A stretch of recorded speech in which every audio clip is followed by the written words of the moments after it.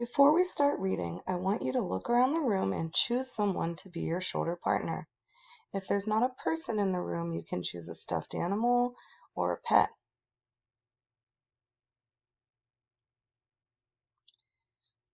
Now that you've chosen a shoulder partner, remember when I ask questions, you're going to be able to look to that person or thing to answer my questions.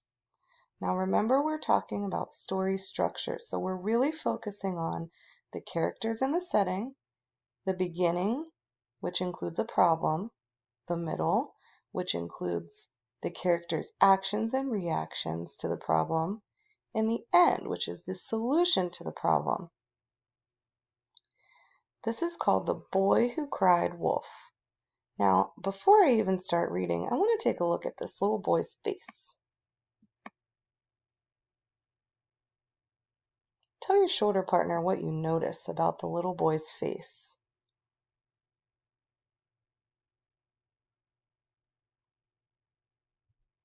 You might have said the little boy looks bored, maybe sad. He definitely does not look happy. All right, let's see what's going on with this guy. Long ago, a shepherd boy sat on a hilltop watching the village sheep. He was not fond of his job. He didn't like it one bit. He would have liked something wonderful to happen, but nothing remarkable ever did.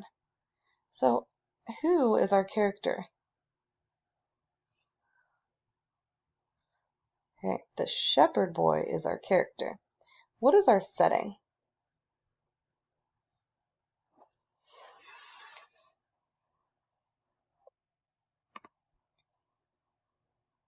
The hilltop is our setting.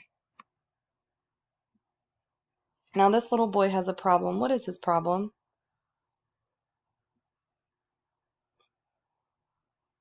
He doesn't like his job.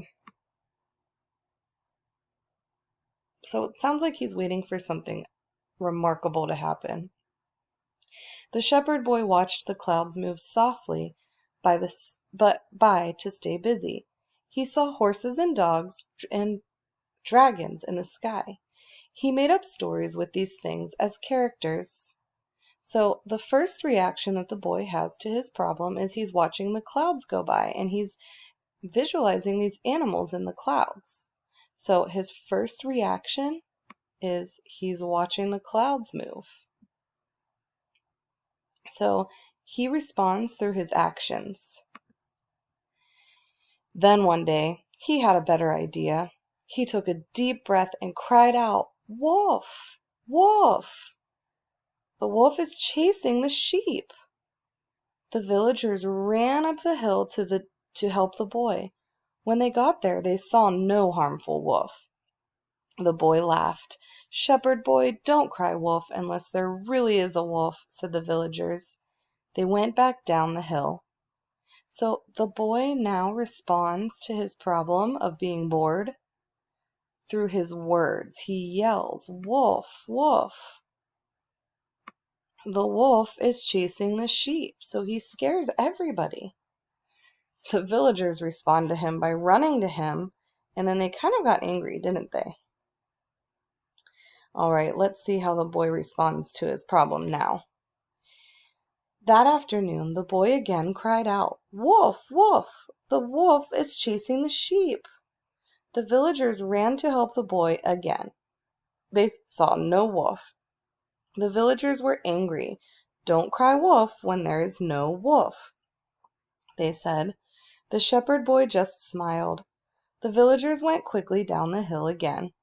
So, how did the little boy respond this time?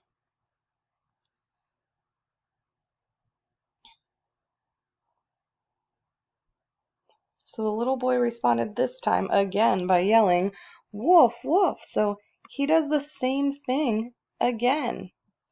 So he didn't seem to learn a lesson, did he? That afternoon, the boy saw a real wolf. He did not want the wolf to grab any of the sheep. The boy thought the wolf would snatch one of them for a delicious, tasty meal. A sheep would be a big feast for a wolf. He quickly jumped to his feet and cried, "Wolf, wolf!"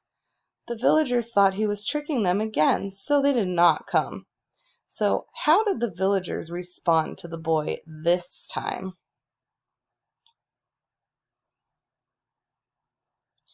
Yeah, they didn't come this time. That night the shepherd boy did not return with their sheep. The villagers found the boy weeping real tears. There really was a wolf here, he said. The flock ran away. When I cried out, "Wolf, wolf," nobody came. Why didn't you come? So the boy is responding now through his actions. He's weeping real tears. A kind man talked to the boy as they walked slowly back to the village. "In the morning we'll help you look for the sheep," he said. "You have just learned one of life's important lessons. This is something you need to know. Nobody believes a person who tells lies. It is always better to tell the truth." Go ahead and tell your shoulder partner how the little boy changed from the beginning of the story to the end of the story.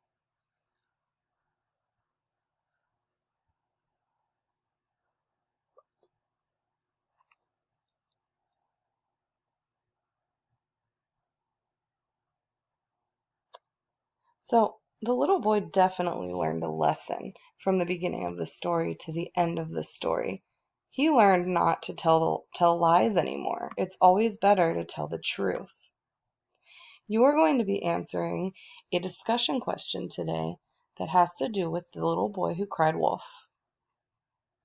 And you're going to be focusing on the story's structure. So remember that story structure includes the beginning, which is the problem, the middle, which is the characters responding to the problem, and the end, which usually includes the solution to the problem, and sometimes in this case, a lesson.